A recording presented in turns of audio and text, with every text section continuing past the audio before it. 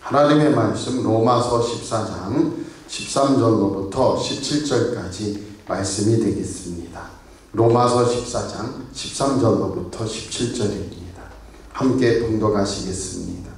그런즉 우리가 다시는 서로 비판하지 말고 도리어 부딪힐 것이나 거칠 것을 형제 앞에 두지 아니하도록 주의하라. 내가 주 예수 안에서 알고 확신하노니 무엇이든지 스스로 속된 것이 없으되 다만 속되게 여기는 그 사람에게는 속됨이라. 만일 음식으로 말미암아 내 형제가 근심하게 되면 이는 내가 사랑으로 행하지 아니함이라. 그리스도께서 대신하여 죽으신 형제를 내 음식으로 망하게 하지 말라. 그러므로 너희의 선한 것이 비방을 받지 않게 하라. 하나님의 나라는 먹는 것과 마시는 것이 아니요 오직 성령 안에서 성령 안에 있는 의와 평강과 희락이라. 아멘. 오늘 그리스도의 몸된 지체로 살아가기 10번째 시간입니다. 1번 같이 해볼게요. 하나님의 나라를 이루라. 한 번 더 합니다. 하나님의 나라를 이루라. 아멘. 로마 교회에 이제 사도 바울이 복음을 전하면서 예수님 믿은 너희는 누구든지 다 한 가지로 치우쳐 죄인이었다가 하나님의 백성이 되고 예수님께서 우리의 죄를 덮으심으로 의롭게 칭하게 되었다. 너희는 이제 죄와 사망의 법에 매여 사는 존재가 아니고 성령의 생명의 법을 따라 살아가는 존재다. 그 속에서 우리는 그러면 어떻게 이 땅에서 육신과 함께 천국에 바로 간 게 아니고 예수님 믿어서 바로 간 게 아니고 천국에 바로 가면 편안할 텐데 그렇지 않고 여기에서 육신과 함께 살아가는데 그것이 우리의 연약함이거든요. 근데 그 속에서 어떻게 살 것이냐. 그래서 성도들 간에는 각 지체다. 그리스도의 몸된 지체로 너희가 성령 안에서 서로 연합하고 서로 위해주며 살아가야 된다. 그리고 사회 속에서도 원수 맺지 말고 하나님 앞에서 핍박하거든 축복하면서 그리고 그리스도의 사랑은 그 무엇도 끊을 수 없으니 담대함으로 살아가고 국가에도 하나님의 뜻과 의를 이루는 국가라면 어떻게 해야 돼요? 복종하고 순종하면서 나아가야 되고 악한 정권이나 악한 통치자조차도 그것마저 없으면 지옥이 되니까 그게 하나님의 선한 나라가 되기 위해 성도들이 기도해야 된다. 그러면서 쭉 오는데 로마 교인들에게 이제 14장부터는 뭐예요? 실제적인 이야기를 한단 말이에요. 고린도 교회뿐만 아니고 로마에서도 시장에 우상에게 바치고 제우스에게 바치든 우상에게 바치고 시장에 고기가 유통된단 말이에요. 그 속에서 그걸 먹어도 되나? 또 하나 제일 큰 문제는 사도 바울은 자기가 유대인이었잖아요. 그래서 오늘 뭐라고 하냐면 14절에 보면은 같이 읽어볼게요. 14절을 내가 주 예수 안에서 알고 확신하노니 무엇이든지 스스로 속된 것이 없으되 다만 속되게 여기는 그 사람에게는 속됨이라. 이게 자기가 유대인 골수 유대인이었단 말이에요. 그 골수 유대인이라는 것 절기를 강하게 지킬 뿐만 아니고 뭐예요? 음식 규정이 복잡하단 말이에요. 그래서 비닐이 있는 걸 먹어야 돼. 지느러미가 있는 걸 먹어야 돼. 그러고 보니까 서양에서 오징어 같은 거 안 먹죠. 사람 시체 제일 많이 빨아먹는 게 오징어라는 거 아니에요? 오늘 오징어국 다 먹었다. 그래서 오징어 안 먹죠. 외국 애들 저희 유럽 애들 이런 오징어 안 먹어요.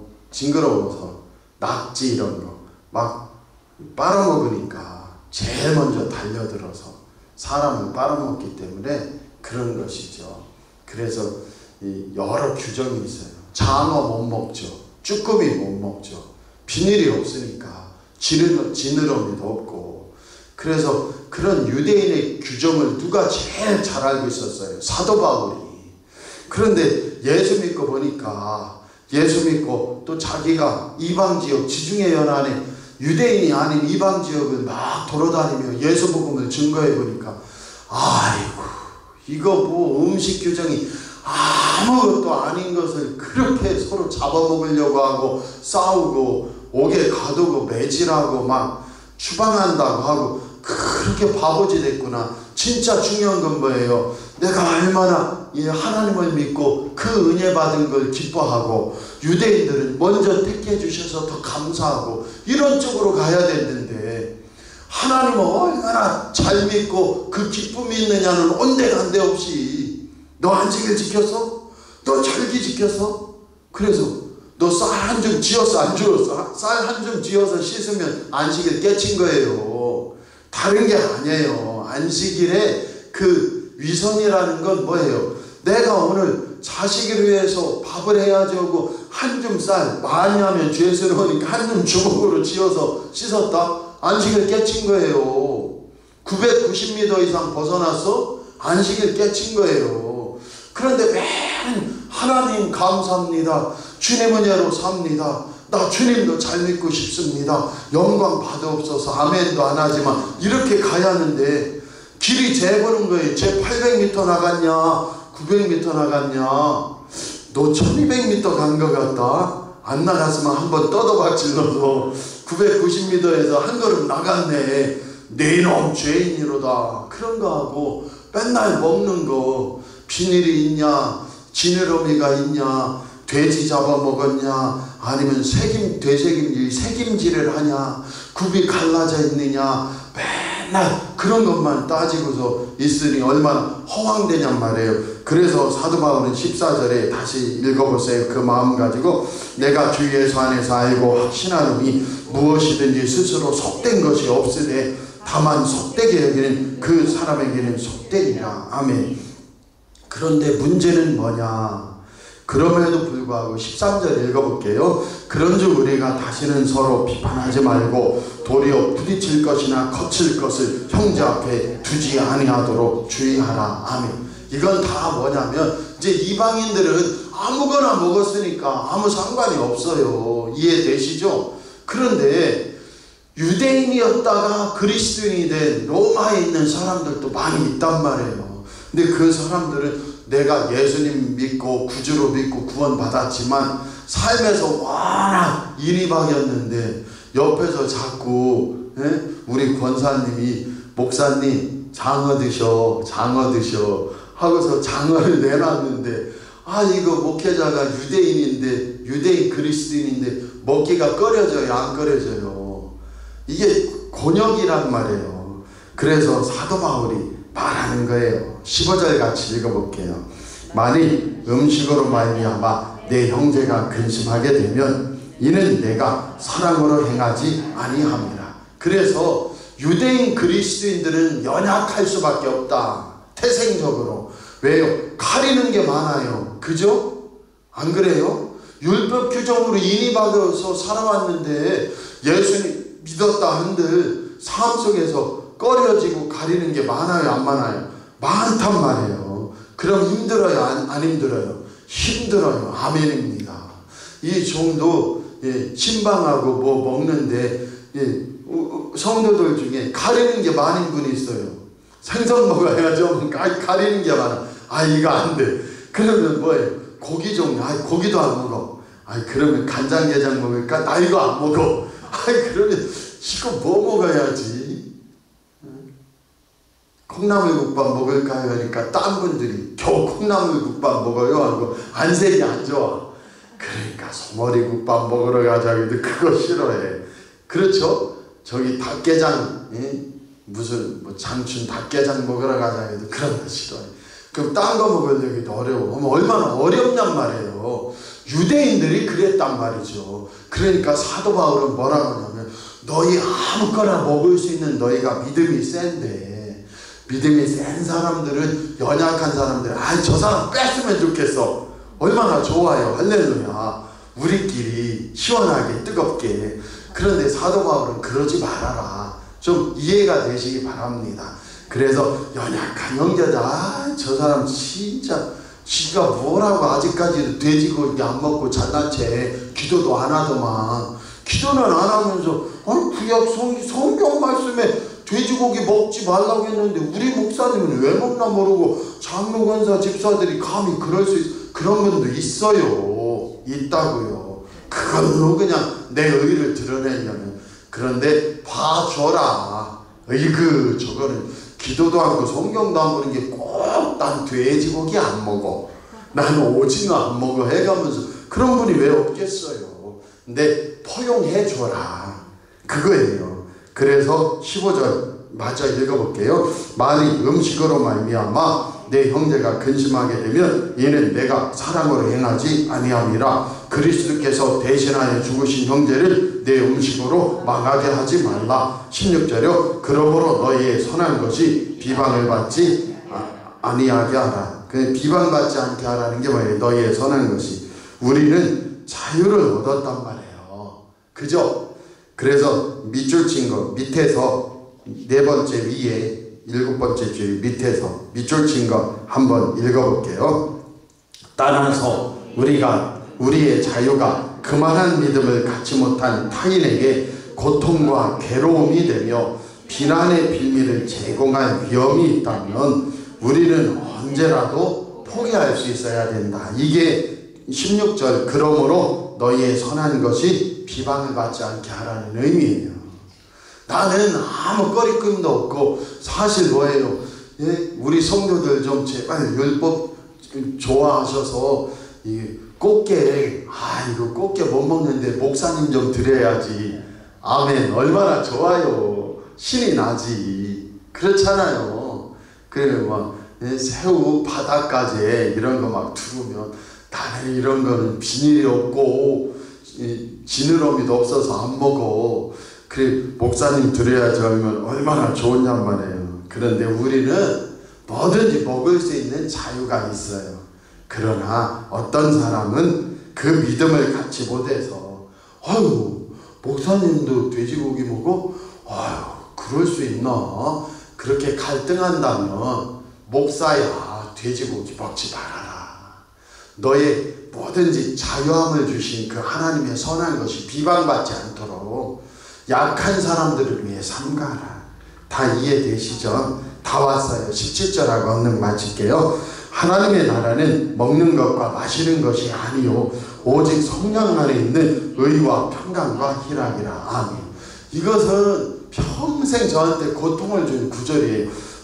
도대체 하나님 나라는 먹는 것과 마시는 것이 아니라는 건 알겠는데 왜 먹는 것과 마시는 것이 아니라고 해놓고 의와 평강과 희락이라 이렇게 했을까? 저한테는 우리 성도님들한테 시월치마라도 너무 평생 어려웠어요.